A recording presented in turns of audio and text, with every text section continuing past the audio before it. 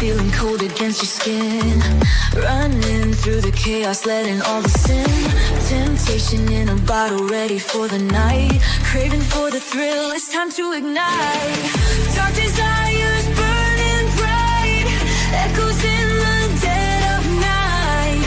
No retreat, no looking back on this heart attack. Hey, ladies and gentlemen, welcome to a very special episode of Nights with Ping.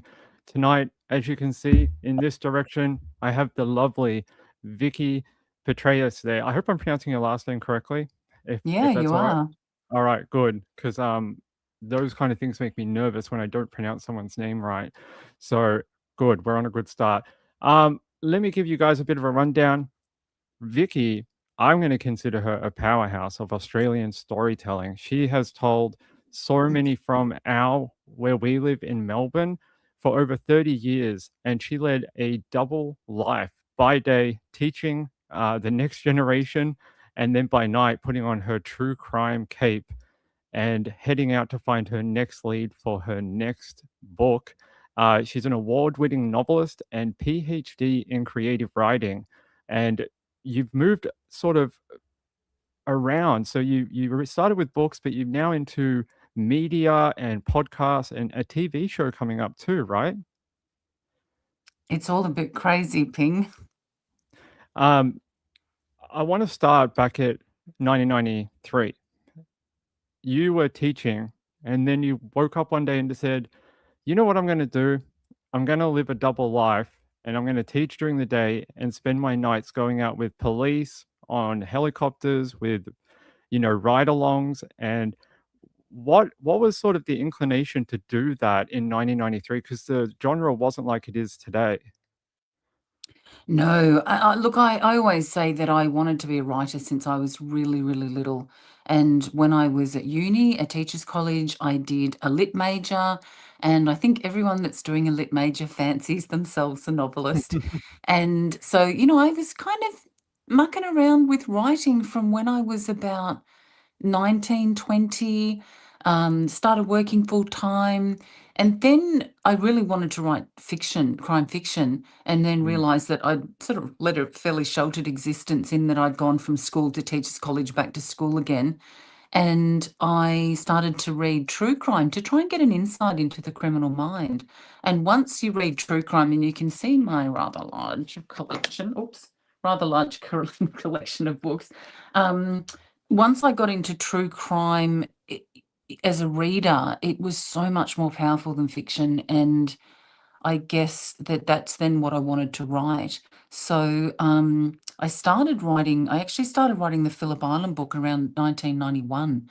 So it came out in 93, but I found that case at a teacher professional development and became fascinated, got the file from the coroner's court, which you can't do anymore because they're all locked. And I started to write it and spent 2 years just plugging away at it without any real understanding that I was writing what would become a book. I mean, that's what you hope, but really kind of diving in before I really knew how to do it. I would say that, so I've read a lot of your books and I love the way you write. To me, it's you give the reader somewhere to go at the end a little bit. You're like, here's a few breadcrumbs, and go after the book and look into it yourself. And I love that style of writing because it empowers the reader to sort of do what you did, which was go out and figure it out, do some research, and have some fun with it. I know it's very serious topics, but do that. So I love that about your writing. Now with the body being found in Phillip Island, there's been a renewal in interest in that book, and the new version that came out only recently. I wonder how many questions have you had in the last month whether that body is connected or not? I'm guessing that's the number one thing you've been asked. 50 bajillion. Yeah, Yeah. I think from the minute I was actually picking up my mum from hospital, and we were having a cup of tea at her place, and my phone started pinging. And I was just ping, ping, ping. Vicky, have you seen this? They've discovered human remains on Phillip Island. And I looked at my mum and I said, Mum, this is going to blow up. I need to go home to be Mm. at my computer and ready to talk to people. And it just blew up massively. So, and this was about 10 days before the book was coming out. And, human remains turning up on the island. Oh my goodness. But what it did do, it did something really good in that the topic is taboo on the island largely. Oh. So even though there's a lot of people that want to talk about it, you just don't know who's connected to who. And Mm. there's a likelihood that someone could yell at you or somebody could affect you in some way. And I spoke to 4 women before Christmas. We had lunch together on the island, and 3 of them worked at workplaces that had banned any talk of this case. Now, we're What? talking about a 40-year-old murder case. 3/4 of the works of these women had banned any mention of it. And so that someone had posted, because I did a post of my book saying, not long to go now, sort of mid-January, it was due out on the 28th, and someone had shared that to the Phillip Island community page, which I wouldn't do. I'm really sensitive to Mm. the fact that a lot of people don't want to talk about it. I respect that. And so there was an immediate backlash. Take this down. There's no place for this on this page, and worse. So again, this trying to shut it down, and then a couple of days later, the skull is found, and you cannot shut that down. So all of a sudden, the island is swarming with reporters doing TV lives. I had a TV person in my, cameraman in my house, and all of a sudden you can't stop it. And so I think the people on the island that do want to shut it down and are quite vocal on social media, if anybody dares to mention it, all of a sudden couldn't stop it.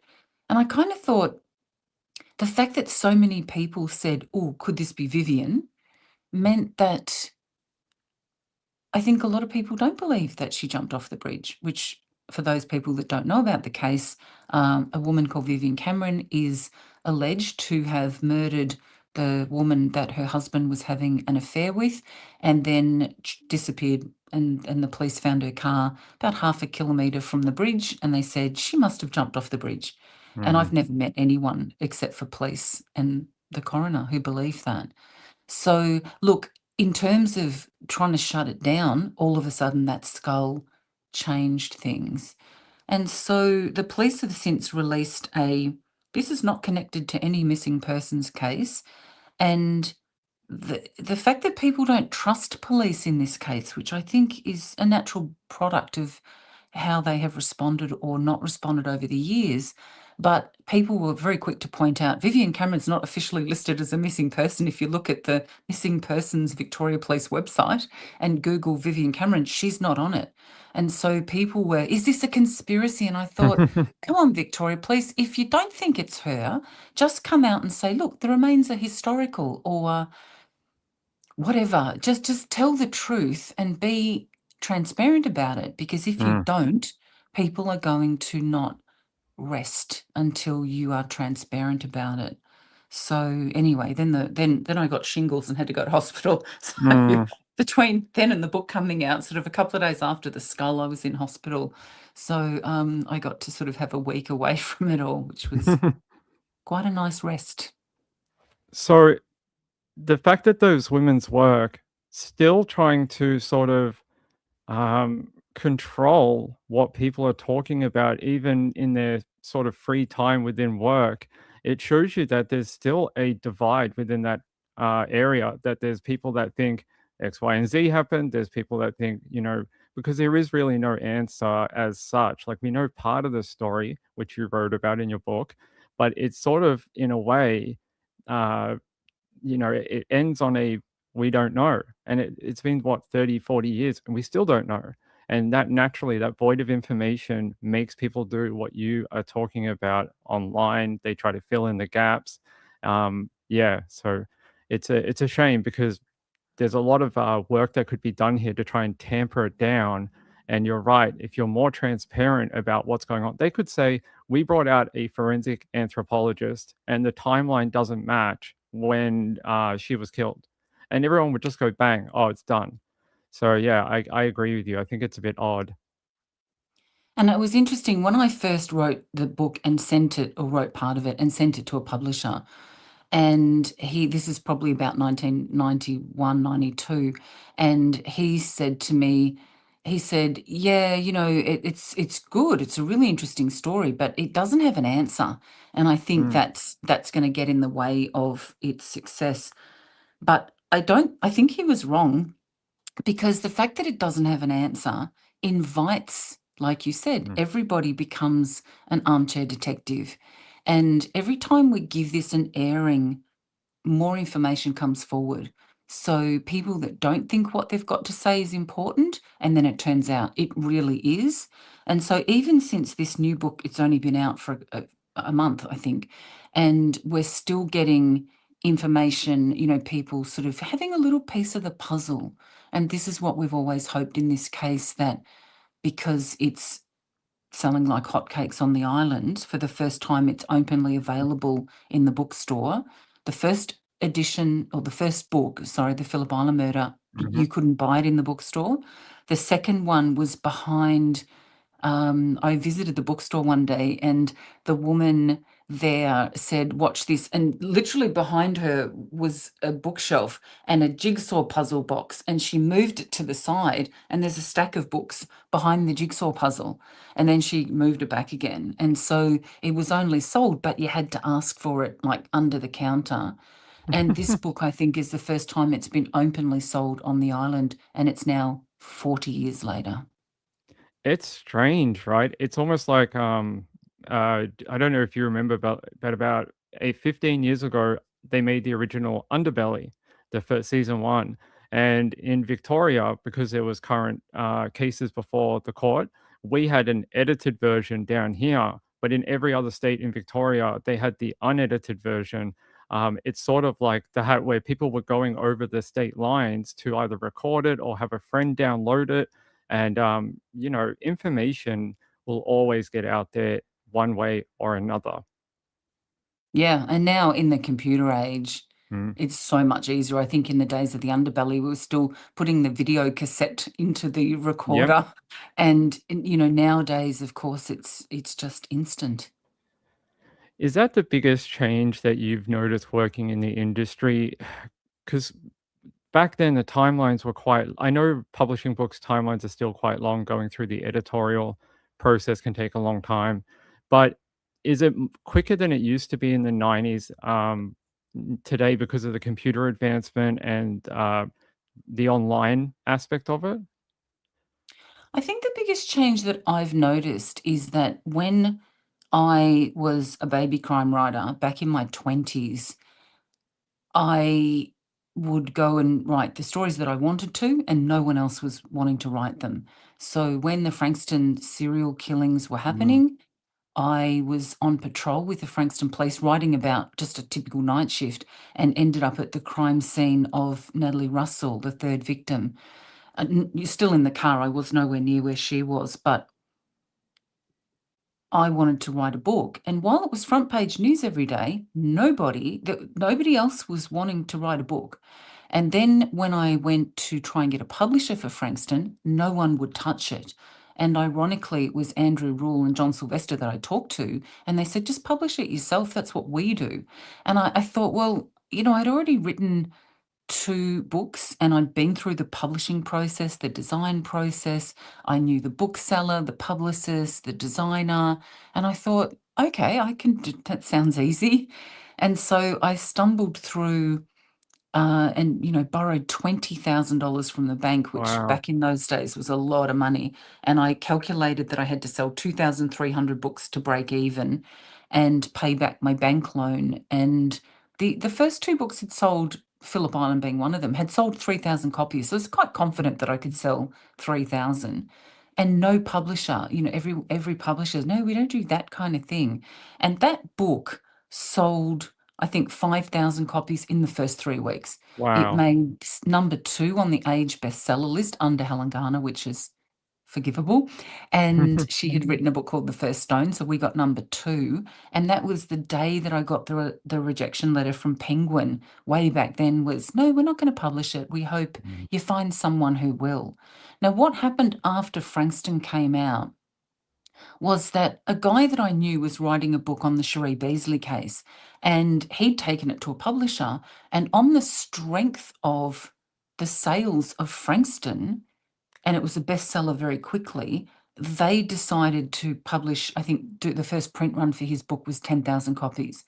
And so what Frankston did is it not only changed the landscape of, hey, if a crime happens, people actually do want to read the whole story, not just the front page of the Herald Sun, and they want to read an accurate story, because news on the fly, if you've ever done research from newspaper articles, not always accurate.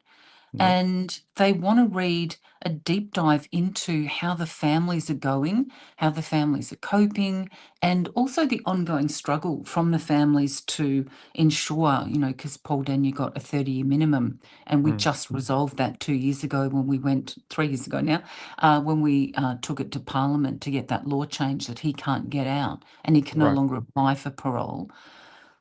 But it changed the landscape, and all of a sudden true crime became hugely popular. And then fast forward only a couple of years, we had the Peter Falconio Bradley Murdoch trial, and I think that was maybe the first time that a big sort of national, international interest trial, there were 4 books on that came out within maybe a month and a half of the verdict, and one was within days of the verdict. So it was like ready to go. I guess the author went, and he was found guilty, and then press print, like it was just crazy. And so the landscape changed so profoundly from Frankston that came out it happened in 1993, the book came out in 1995, to Peter Falconio a couple of years later, and bang, you've got 4 books out on the one topic. Clearly publishers all of a sudden were publishing that kind of thing. And I knew that they would eventually, because if you went to America, like I had done in 89, every single bookstore that you walked into had true crime. Like as you walked in, the shelves that are catching your eye were all true crime. The same in the UK. And if you look at all of my true crime collection, that they're either from the US or the UK in the early days, because again, if a crime happened in Fred Rose West or anything that's happening in the UK, Dennis Nilsson, all of a sudden there's a bunch of books out on it. And, there were only a couple of bookstores here that were selling them. One was Kill City in Greville Street in Paran, or Minotaur in the city. That's where I used to go to get my, stash. And so, you couldn't really get them. But overseas, they were huge. So trends eventually get here. It just took a little bit longer. And I think Frankston was part of the explosion of interest to say, oh, you can sell books that are a deep dive and a sensitive, respectful portrayal of a crime. These kind of books do sell. Yeah, and it doesn't have to be trashy like a tabloid magazine, something like that. Like with your books, it can be done in a warm. Like when I read your books, I get a warmth with the way you write it. It's not always clinical and cold. It comes across with a place of caring. Not always. Some of the true crime you read is very clinical. It's like, here's a court record, this happened, and it's almost like a autopsy type thing. It's just like information. But your one, with every book I've read of yours, I always get that warmth in the storytelling. Thank you. And that's very deliberate, because my storytelling is always about who were these 3 women that died at the hands of Paul Denyer.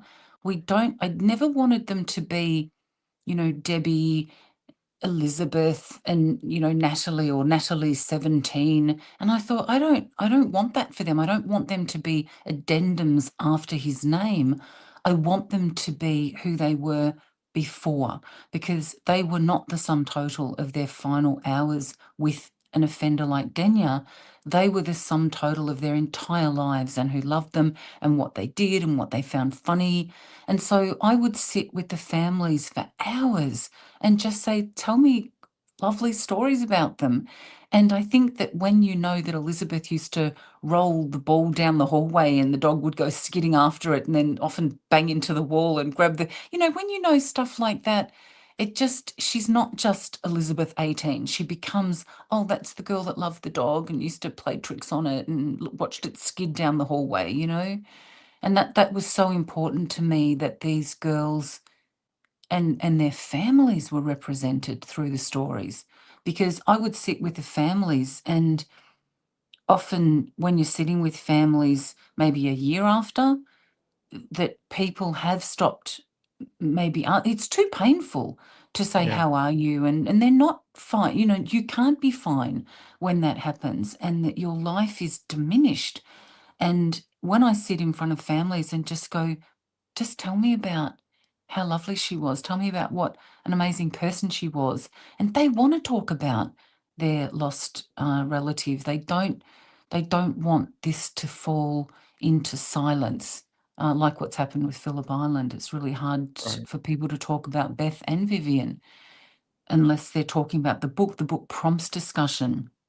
And I think that's what we need to do to heal. I've always felt that part of the healing process, and I said this to my own family the other day because I lost my dad a year ago. And I think in the first months, all of your thoughts are swirling around him and the final moments and him being so sick. And I think part of healing is when those images fade and you start to remember the young and the fit and the fun times and the jokes, and they become your predominant memory. And everyone in my family was sharing pictures of him just on our messenger on his anniversary. And the ones that of him in the hospital in those final days, it took me by surprise a bit, because I thought, I have not thought of him like that. My mind immediately went straight back to when he was upright and when he was healthy, and it didn't go to those final moments. And I thought, yeah, I've been talking about this for years, and now I finally experienced it for myself, to know that your memories just start to become about the living and not about the dying. And we need to tell the dying story a lot when we've lost someone that we loved, and then that fades to remember the time and then you've got a story. And so, yeah, I guess that, it's a long way of saying true crime taught me a lot about grief, and it taught me a lot about how people process it. And it taught me a lot about what people can learn from it, right? So often we experience some kind of painful situation, and some people will say, oh, woe is me, and I'm so unlucky. These things always happen. Mm. And, as a true crime author, that is never my default reaction to anything. Every time something happens, I go, what can I learn from this? What can this teach me? How can I learn something from this that will power me forward? I never, ever, ever would even think, woe is me. And it's always about, what can this teach me? And the people that are able to, not straight away, of course, but eventually look at what something can teach them, I think they seem to have a better way of processing it and an easier path forward and a more empowered path forward than maybe someone who talks about luck or bad luck. I agree with you. I think we're seeing a bit of a change in true crime as well, where the victims are being highlighted more, and we're sort of saying, okay, a very terrible person most of the time has done this. Oh, they're over there. We're done with that. Let's celebrate who these people are. And I think we're starting to see that shift with the victims, to give them a name, to tell their story, and not be like, yeah, like you said, oh, they're dead person number one. That's dead person number three.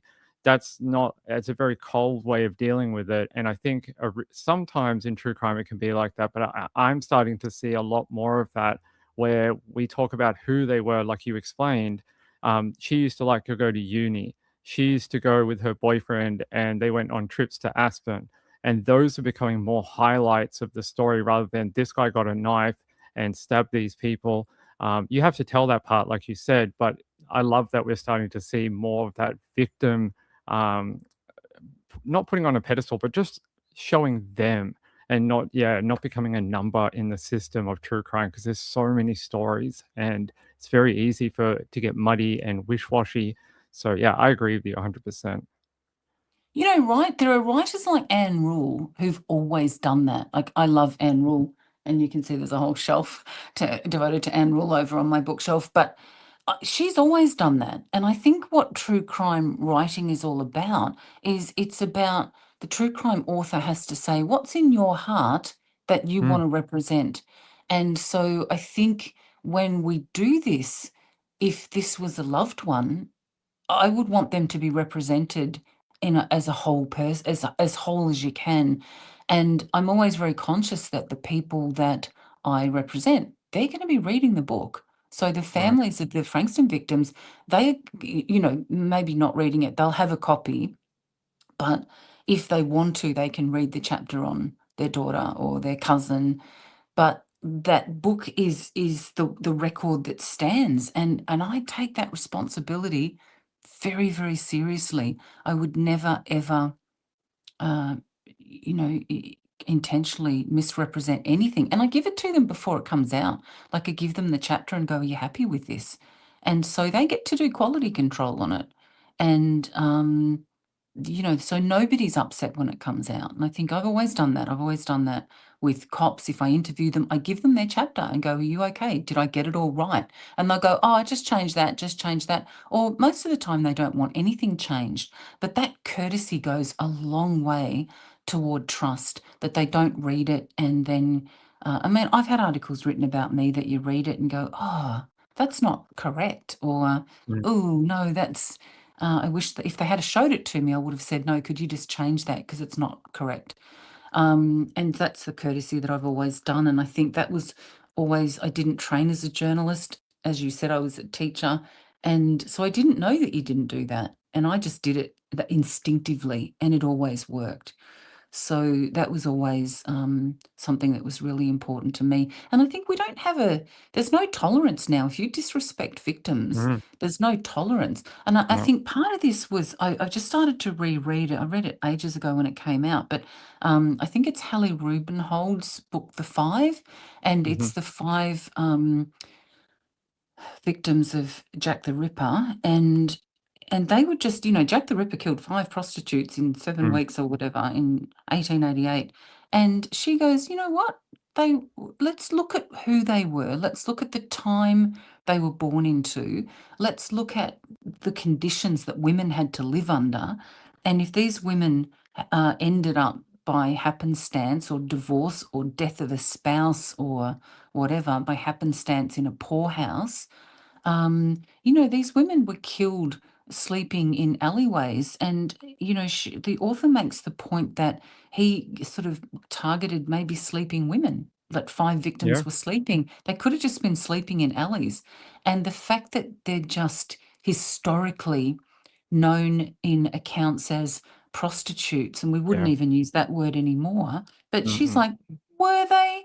And even if they were much more than that.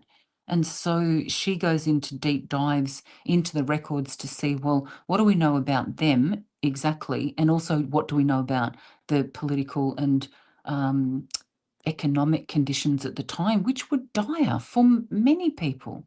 And so if you read that, it shakes you out of, don't just dismiss victims as she's a prostitute or a sex worker. Look at who she was, and you might find that you were wrong.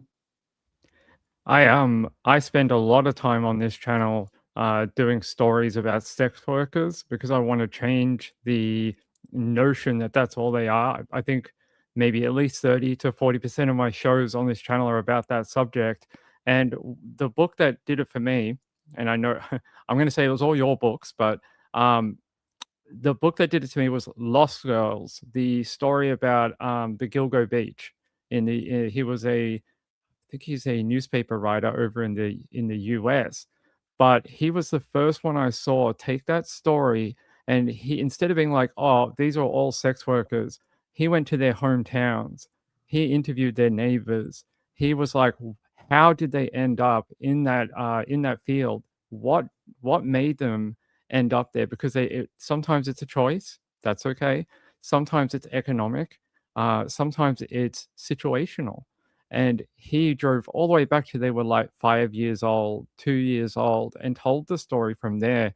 And that and some writing from you and other people has taught me that as well, that it's just a headline grabber. Oh, she was a prostitute or a sex worker. Yeah, that might get you a click or something, but you got to tell the story about who that woman actually was. That they might do that, 3 nights a week. What do they do for the other 5, 4 or 5 nights a week? It's something else. They're people. So I spend a lot of time doing that as well, and it means a lot to me because it's so easy just to call someone, a nasty word beginning with W and be done with it. But I agree with you 100%. There's more there that we can represent for these people so that when you Google them, you get something else other than that word. And yeah, so I'm with you on it. Good on you. And I think in a patriarchal society, it's so much easier to, if you do call them the rude W word, or if you call them a prostitute like they did in the Ripper days, then you don't have to be kind of sorry that they're gone, because as a society, in a patriarchal society, we can go, well, they were asking for it, or, well, it was their fault, or they led themselves into it.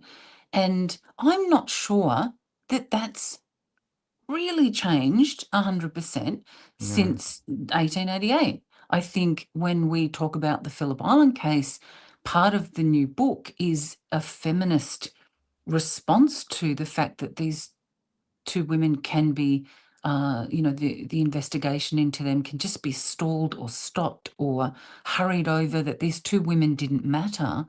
And we also had, and this is only going back 1986, this happened in, that you have, Beth Barnard, this is what her family were told, was killed by Vivian because she was having an affair with Fergus.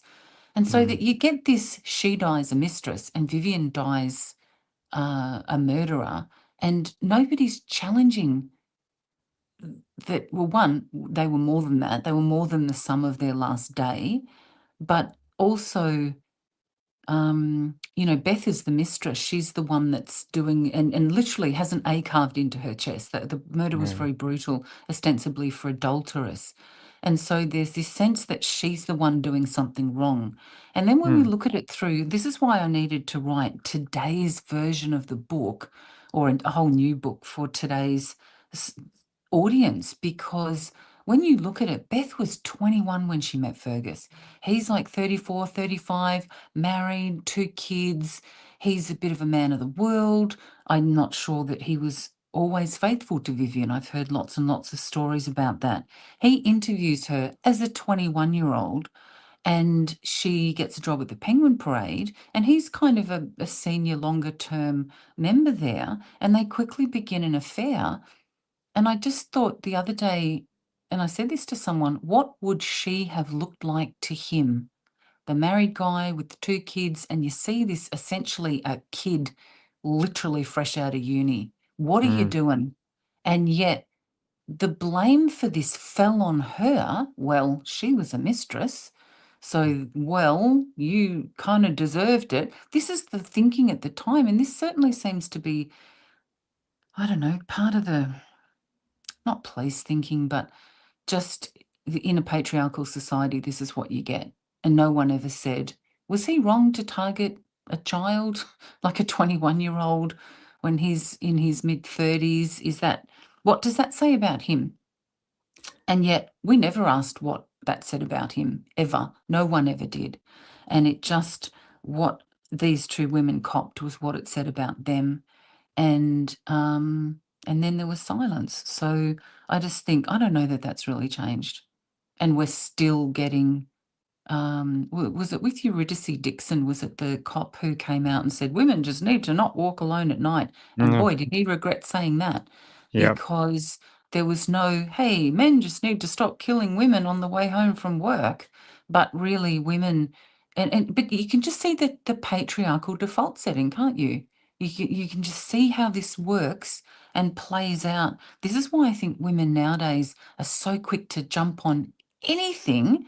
And I know that there are certain men who go, well, you just can't say anything nowadays. It's like, well, good, stop saying anything. If you don't know the difference, then don't talk. Yeah. Because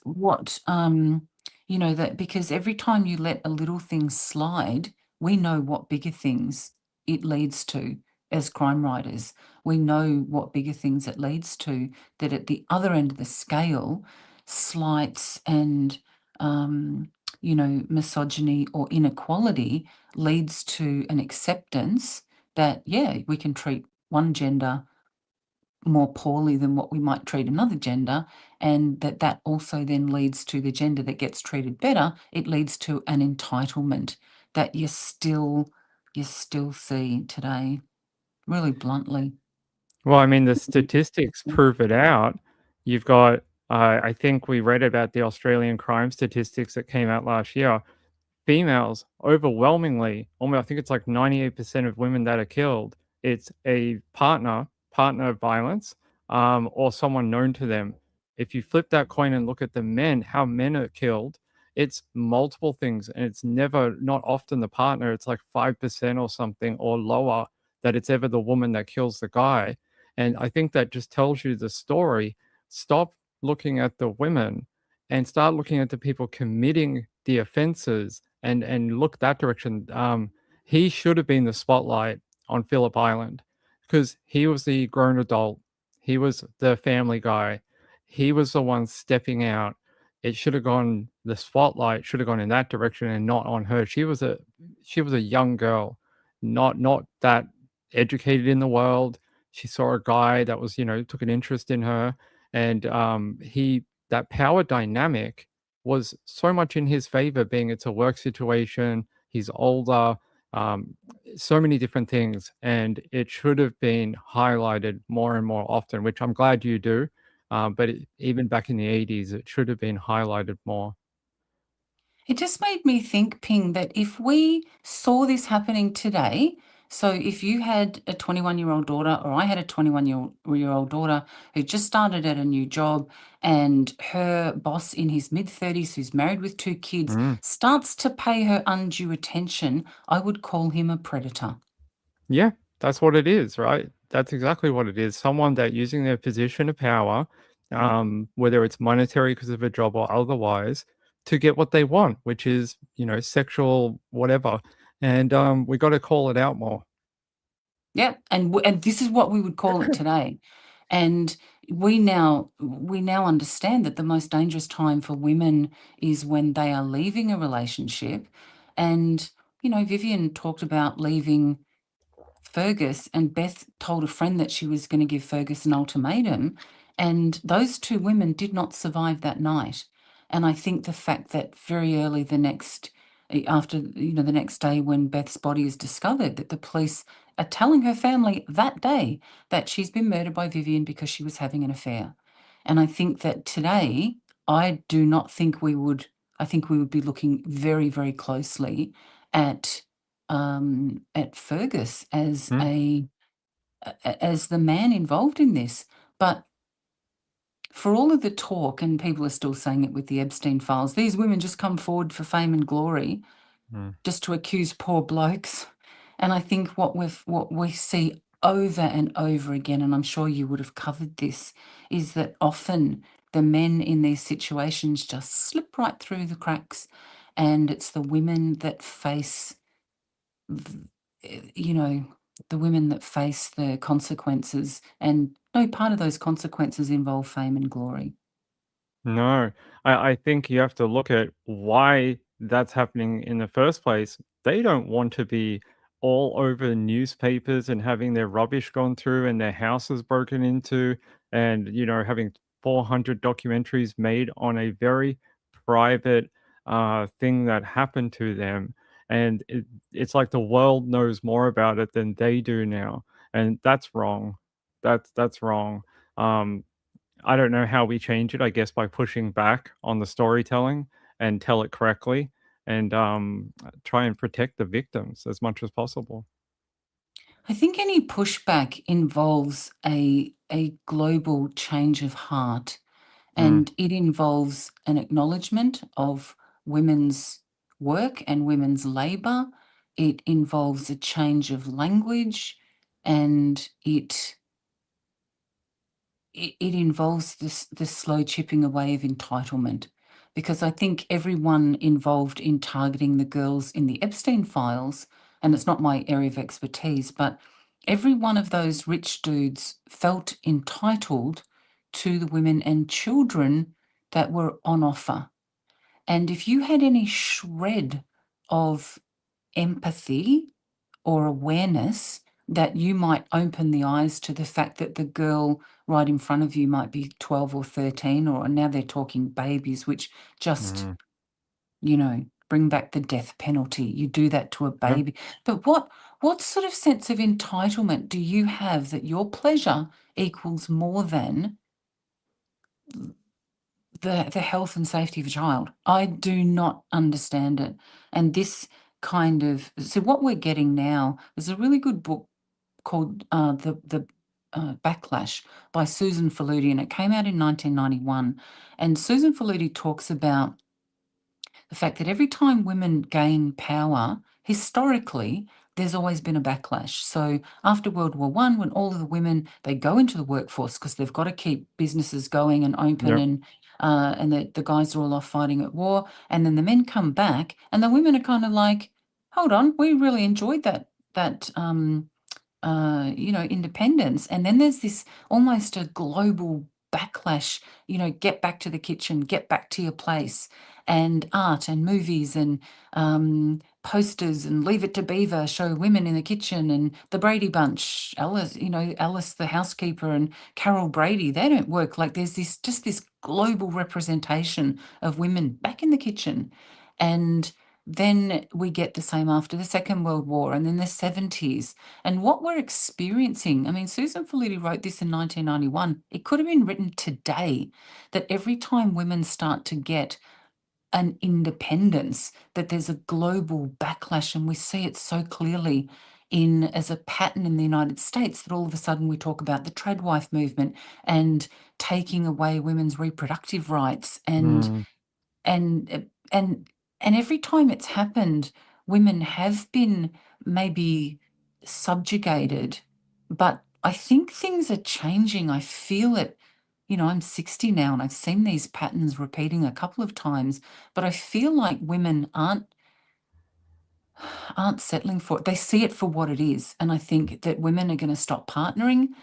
Statistics are saying that, by, I think it's 2030, I think in the US, 40% of women won't be reproducing. And so birth rates will slide. So women are just going, we're not doing this anymore. And unless we start to educate men to say, your entitlement, just stop it. You're not entitled to anything. You've got to help. You've got to, if you live in a house, you can't not cook, or you've got to do your share of the mental load. And until we have this equality, what is going to happen is women are going to choose to not partner, and certainly not reproduce, because they know that 70-80% of the mental load will be carried by them, and they're saying, I'm not doing it. And so I think that this is a really good trend, because we need societal change, and we can't. But at the same time, because this is happening, the violence against women, family violence, I think one ambulance is called every 11 minutes in this country. And Yep. if you think one ambulance every 11 minutes is called to family violence, that it's that bad enough that it requires an ambulance, imagine all the other minutes in those 11 where there's family violence that is not reported. Yep. And so women are, men are really lashing out. And so we're seeing sexual violence, none of this is all going up. And certainly family violence is huge. And then the predatorial nature of men preying on children is, I think, as strong as it ever was, if not on the rise. So it's all about what are we teaching our boys and our men to have them grow up to think that they are entitled to take whatever they want, regardless of who it hurts. Yeah, and I think hopefully we'll start seeing a trend with the newer generations where from a young age they're told, you know, mummy ain't gonna do all that. You're gonna get up, you'll help your sister, you'll help the family, you do your portion, and hopefully that'll travel with them through life instead of this attitude that they sit back and women do everything for them. Um, and hopefully it'll I mean, I think we're starting to see some men go down that route, which is great, but it's not enough when you've still got women being murdered at an it's like an unreal rate. I couldn't believe how many we had last year, it just and it's like they're people, like, that was someone's daughter, that was someone's, sister or something, and she was killed because she chose, she was in a bad relationship, no fault of her own, and someone else has taken her life away. And it's all because they didn't get what they wanted out of the relationship. So I hope it changes. And I don't know if it'll take a millennia or a decade or 5 generations. I'm not sure. But that rate has to come down of women being not even just killed, like just abused, hurt, treated like as if they're an object. Cook my meal. Oh, why is dinner not ready? Like I don't live my life like that. I cook, I clean, I do a lot of things, and she does the other half when I can't do it. And I think that's the only way you can look at relationships, really, because if you do it anything else, you're taking advantage. Oh, absolutely. But it is about respect. Mm, And I think that if you go into any kind of relationship expecting her to do more or expecting her to look after you or it just doesn't work. And I think that women aren't, you said about children watching this dynamic. I think it is changing because my daughter would have watched a very unequal distribution of labor because I got married in the 80s and the feeling was if you can have it all, but you have to do it all. You can have a mm, full-time job, but you have to pretend at home that you're not working full-time so that everything is spick and span and the meals are cooked and so and it just never occurred to me or my husband to go, hold on a minute, why am I doing most of it? It mm, just it just was what you do. It was I saw my mum not work and she did most of it and Dad might cook his, famous spaghetti recipe, but she cooked all the other nights, and mm, I just think that's what we saw. And then we, in order to step into the workforce, we had to promise that nothing at home would lapse. And we had to work as if we didn't have children and home responsibilities. And then at home, we had to pretend that we didn't work. And no wonder I started writing quite young because it gave me a thing to do that was just mine and that I could mm. go into my little writing area and just go, I'm writing, and then close the doors against the world and have something that wasn't in service to others, which was 90% of my life as a teacher as well, as a parent. Um, I was going to ask you a bit about your teaching while you brought it up quickly. So you taught almost all the way through your writing career, didn't you? And it's only just recently, over the last few years, that you gave it up. I gave it up 4 years ago and I Mm, have been a full-time teacher. I still keep my VIT registration, so I try and get 20 days a year, but it's getting harder and harder. So it got to the point where I had just won the Ellen Unwin Crime Fiction Prize for my PhD novel. We had signed the TV show deal. yep. I'd started making a podcast series and we started working with the Australian Federal Police, making their podcast series. And all of a sudden it became, I don't, I can still earn an income and I don't have to go to school. And it was really quite bizarre for the first, because I was a teacher for 31 years. Mm, So for the first year, I think you're so conscious of bell times and holiday times. And, now someone said, oh, next Monday's a public holiday, like Labor Day. And I'm like, is it? I mean, Yeah. that would have been on my school calendar going, you get a day off. But now I'm not even aware of school terms and things like that. So you just don't have that franticness around teaching. And when you're a teacher, you are not available No. at all inside of school hours. So I had never got to go to the Denya trial because I'm teaching, and it would have occurred to me to go to that trial because it's like I've got to go to work. Work is you can never take a day off when you're a teacher. It's really hard. I think most teachers retire with almost all of their sick leave intact because it's too hard to take any time off. And you just worked around it. And then all of a sudden, it's so freeing to be able to say, well, I can do whatever I want when I want, and I don't have to work around school.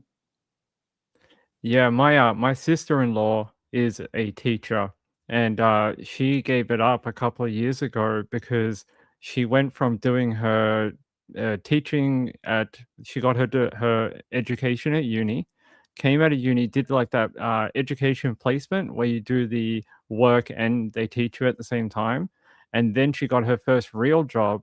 Within 2 years of getting her first real job, she was burnt out and she couldn't do it. Because she said the demands are ungodly, and she was like, "I don't know how anyone else does it," because she's like, "Your work doesn't stop at 5 p.m. You then have to mark stuff. You have to make your curriculum for the next day. You have to babysit other children and parents." And she's like, "It's not a 9 to 5 job or an 8 to 5 job." She's like, "It's a 24 hour, not 7 days a week almost." And she's like, "Teachers are not treated well enough in this country." And they're not really paid well enough either No. when you think about it. And a lot of people say, oh, yeah, but you get really good holidays. But if you're working 7 days a week, or if you're working 50-hour weeks, like most teachers do, then that's the equivalent of just those holidays that you get. It evens out that you're probably only getting 4 weeks, Mm. and which, you're always, your mind is half in at school. And I think that, look, I was lucky enough to be able to, I had to separate it because when I came home, I was a writer, and when I was at school, I was a teacher. So I would get there quite early and I might stay till 6 o'clock, but I didn't bring it home with me because I never had a lunch break. I always worked through my lunch breaks. I worked through all of my, some teachers would go down the shop and get a coffee, and Mm. I worked through, I just, from the minute I got there to the minute that I left, I was working constantly. And then I came home and I was a writer. So I didn't, particularly in the later years, I didn't bring it home with me. Almost like a superhero. You'd go to do your normal job at the school, and then at night, you would put your cape on and head out into the darkness in search of stories. Yeah, and I would go on I don't think you can do this today, but I did go on patrol with police way back in the 90s, and I flew around Melbourne in the police helicopter and had the most amazing experiences. And I was so grateful to see that side of life because at school, everything's lovely and the little kids are skipping past rose Mm. bushes, and it's lovely. And then at night, I think in one of my books, I said, night showed me the world had teeth because I didn't see that in my day job. My day job was relatively, when you're dealing with little kids, because I was Mm. primary for the first half and then I moved to secondary, but, you might be with 5-year-olds all day. That's a very different job to writing a crime book at night. Yeah, everything's sort of perfect and like, puppy dog tails and, that type of thing, because they're little kids, it has to be. And then, yeah, you would go to the other side at night. Do you see that? I know your situation is slightly different because you've done it for so long, and you have built up your career and your sort of status and level. I know you probably don't see it like that, but do you think the cops talk to authors that much anymore like they used to in the 90s, or is that wall sort of more thicker now than it used to be? I'm not sure that you're allowed to. So if I was a cop and someone came to me and said, "Can you talk to me about a case?" that the cop says, "Well, yeah, I could, but I don't want to risk my job and I don't want Yeah. to risk that, my mortgage payments just because you want to hear my story." And so I think that um if I was a cop, I wouldn't, because why would you risk everything? And look, the police have procedures. So if you want to talk to somebody about something, that you can just, email or call the media The office, PIO. and Yeah. they're quite helpful. I've made some good connections in there, and they were always helpful. If they could be, they would be really helpful. Or I might ring and ask a question about my fiction and go, "Oh, could this happen in the SOG?" And they'll come back to me, "Yeah, no, you couldn't do that. Thank you."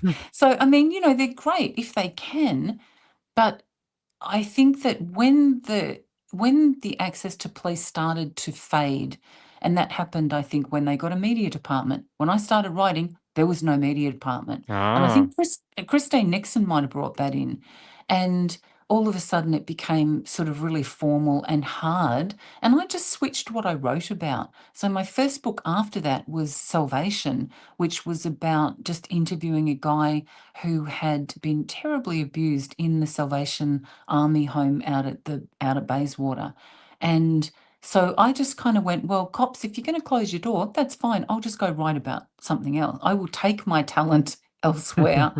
And then I started one of the books not long after that was on Lawyer X. And because yeah. I've never had and never cared to foster, if you look at all of the major crime journalists, as I did really closely when I was writing about Lawyer X, and when I'd find out something that was mind blowing, and I didn't find it in any Google search of any articles that they'd all written that they all knew about, and then I would go, "Why aren't these people writing about it?" And that's rhetorical, because I knew why they weren't. Yeah. Because if you are, a big city crime reporter, you have to be so careful what you write when you think about it, because your access to all of the homie boys, or the armed robbers, or, all of the cops that you might go for a beer with, if you write something that they or the hierarchy doesn't want written, then all of a sudden your seat at the bar is filled with somebody else. And Yep. so I think, and I could be completely wrong about this, but I'm not normally wrong. And I feel like there is pressure, that untold pressures to a lot of journalists, that they have to maybe not poke the bear. And me Mm. as a teacher and as a crime writer, I don't, if I wanted to write about Lawyer X and the Paul Dale side of it, because what the police did to try and get Paul Dale was frightening. And it's since found to be frightening and really bad, but no one was singing it from the rooftops. And when everybody was accusing Paul Dale of everything, nobody was saying, "Well, hold on, the police offered Carl Williams $2 million in cash and prizes for his statement." You can't do that, regardless of Paul Dale, or whether he looks threatening in all the pictures that the Herald Sun took of him, because when you meet him in person, he just looks like a regular guy. And Mm. it's like, whoa, they did such a number on you. And you can't offer anybody $2 million to make a statement against somebody, against a cop, and have it be credible in court. That's never going to No. stand up.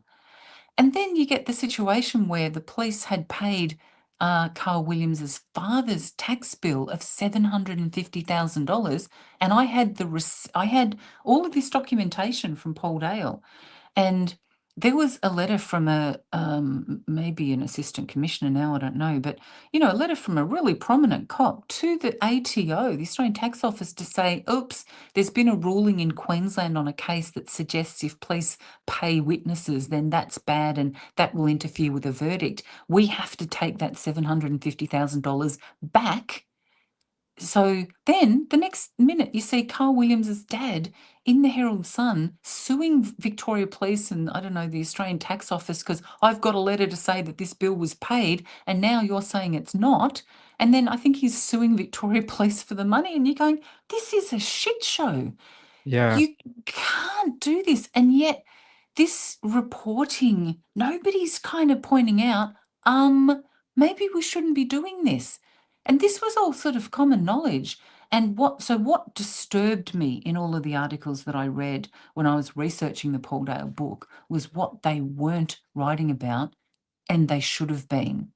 And so that book was really important for me to write, because it was about, well, if they do it to him, could they do it to you or a Yeah. member of your family? If this can just end justifies the means kind of thing, then we all need to be worried. And if nobody writes about it, in all of my research, I found one journalist, Pia Ackerman, and she was the only one that was going, hey guys, I don't think this is right. We can't be paying witnesses. The police cannot be paying for statements, and if money changes hands, we've all got to be worried. So one female journalist was calling it out and no one else was. Yeah, that period of time for VicPol was not a good time period for them. They got busted doing all sorts of things, taking evidence that was drugs and giving it to the criminals and then losing it, paying people off. I think they've tried to flush that away now in the, I mean, as much as we know, and they tried to really get rid of all that. But yeah, it was an interesting time, the one you wrote about. Uh, for VicPol. Vicky, I don't know if you know this story, but when I first moved to Melbourne, I witnessed a gangland shooting in Moonee Ponds. I'd only lived here for like 3 months, and I was walking home with my girlfriend, and a guy was shot in his car. And guy just ran across the road, pulled out a gun, and fired through the window. And that was my introduction to the Melbourne underworld. Yes, and that would have been really frightening. I could well Yeah. imagine. We had one around the corner from where I live, and I think it's easy to think that this stuff is only them shooting each other, but all Mm. of us, I think, lived in proximity, and then you've witnessed one. And as a teacher, there were students who had been, or parents had been victims of, caught up in all of this.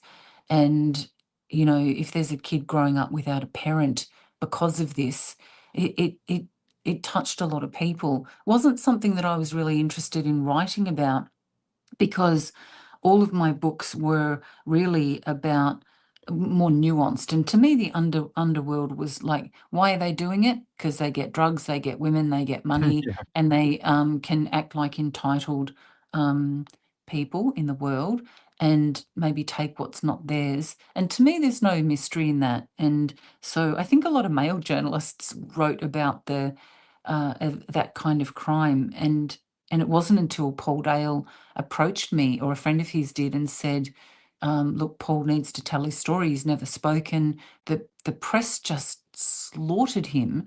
And Mhm. and what was really interesting was that Paul came to my house with a ute load of documents and said, he goes, I don't want to influence what you write. You just read this and then tell me what you think. And the minute that I started to read those documents, I was astounded, and astounded at the crazy behaviour that happened, but also astounded that none of this was coming up in my Google searches. No Mm. one was writing about it, and they should have been, because otherwise you're only getting half the story. It's like when people report on crimes, what you're getting is the prosecution side and you're not getting Yeah. the defense side. I had that conversation with a friend the other day, that there's a trial is a two-sided thing. And if we only get the trip 'em up kind of side of it, and we don't Mhm. get the, yeah, but maybe that didn't happen side of it, then we're not getting the truth. And I don't know that we actually, is the media telling us the truth, or do we only want the prosecution side? I don't know. The prosecution side is always the more candified. It's the one, the glossy version, the one made for TV. But sometimes you got to look at the other side and be like, is there any truth in that defense? And there could be. Sometimes those lines, especially in court trials, they're not always, black and white and, really easy to make out. It kind of drifts. Like I've done quite a few Victorian trials in the Supreme Court. And, depending on the day, you'll go in. One day you're like, oh, they did it. You'll go in the next day, the defense is in. You're like, wait, hold on. I think they're innocent. It's very, you got to look at it for what it is and actually take it all in and then, form an opinion. And that's what the jury's got to do too. It's not an easy job. It's a hard job to be a jury. I think it would be a really hard job, but at least the jury is getting both sides of it, and Yeah. they get to go, is she, isn't she, is he, isn't he? And, but I think that the whole thing is a little bit flawed, isn't it? I mean, I've been a witness in a trial, and the whole tell the truth, the whole truth. I don't think anyone up there is telling the whole truth. No. That you're just yes or no question answers to just yes or no. And it's like, but don't you want the whole truth? Yeah. And I think There's context. there's context and there's nuance. And I think that trials, you can see that sometimes that's not what it's about. It's not about the whole truth. And it's about a curated version of the truth that will lead to a particular verdict. So I don't know. Are we cynical, Ping? Are we cynical because we look at this so much? It could be. I do find myself sometimes, I have to tell myself that each case is different and you have to start at the beginning because sometimes it's so easy to be like, oh, I've seen this story before. That's the answer. But you really have to pull back from that line of thinking and make sure that you start at the beginning. So, Indeed. all right. It's just after 2, so I have to let you go. Vicky, just very quickly, tell us about what you've got coming up. Ooh, what I've got coming up. So The Vanishing of Vivian Cameron just came out. And Yep. then later on this year, I have got book 3 in my Antigone Pollard series. And it should coincide, hopefully, not that we've got a date for the TV series yet, but it should coincide with the TV series, which will be called Dustfall. And it's Great. starring Anna Torv. And it actually premieres this month, at the end of this month, at Series Mania in France. And I would love to go to France for that, but I'm not going to. So that will be out later on in Australia, and then the BBC will release it later on. So, yep, there'll be a book and a TV series, and who knows? At the moment, the way my life is going, who knows? Who knows? I hope you'll come back and talk to us again when you have some time in the future. I had so much fun today talking with you. If you want to go, Vicky's links are all in the description. I've got all her social media. She's often on her Facebook, and her website is there, which directs you. If you click the shop link, it'll take you to where all her books are. You can buy them. You can listen to them on Audible, and yeah, you can also find her case file work for her podcast. So that's all in the description. And Vicky, thank you so much for allowing me some time with you today. Oh, it's been a delight, Ping. That's it, guys. Vicky, have a great rest of your day, and I'll talk to you in email, and we'll see what happens in the future. Excellent. Thank you. See ya. Bye. Guys, how amazing is she? I'm just gonna pop up her website. That should be it. That's her website up here. There you go. Lovely photo that we used for the thumbnail. And yeah, what a very interesting last hour or so. I had a great time talking with her. She's a lovely lady. And I like that she tells stories from our area. And that's why I asked her to come on, is because I feel like we both have that love of telling stories from Melbourne, but the Frankston line and all in the southeast of Melbourne. It is, it's something I love and try to do a lot of. So yeah, I had a lot of fun with her. I hope I'll talk to her. I'll see if she's got some time in the future. She's a very busy lady. And maybe if you guys are good, maybe if you share this video around on social media and mention that Vicky was here, she might see that and then want to come back. So you guys got to do your work, leave a lot of comments, share it, yeah, do all the viewer type things for me. Hey, I'm sorry we didn't get to ask a lot of questions. Maybe next time if she likes me enough to come back, um, we can do more of a Q&A with her.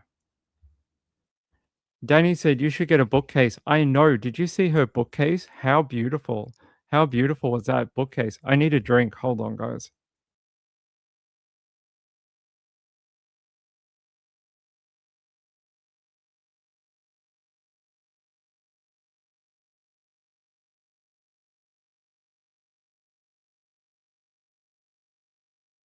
There you go. Woman of Steel said, I'm going to pick up a couple of her books. Please do. I have read quite a few of her books.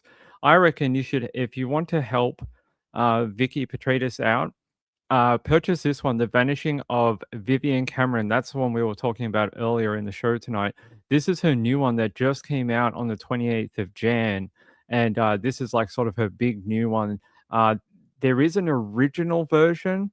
It's not original version. It's just the first one she did on the topic. Yeah, I'll see if we can go down.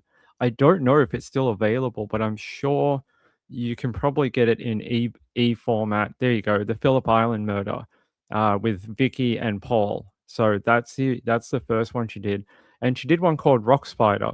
So you guys know I taught you the word rock spider, and she wrote a book with that title. But this is the new one up here. Where is it? There, The Vanishing of Vivian Cameron.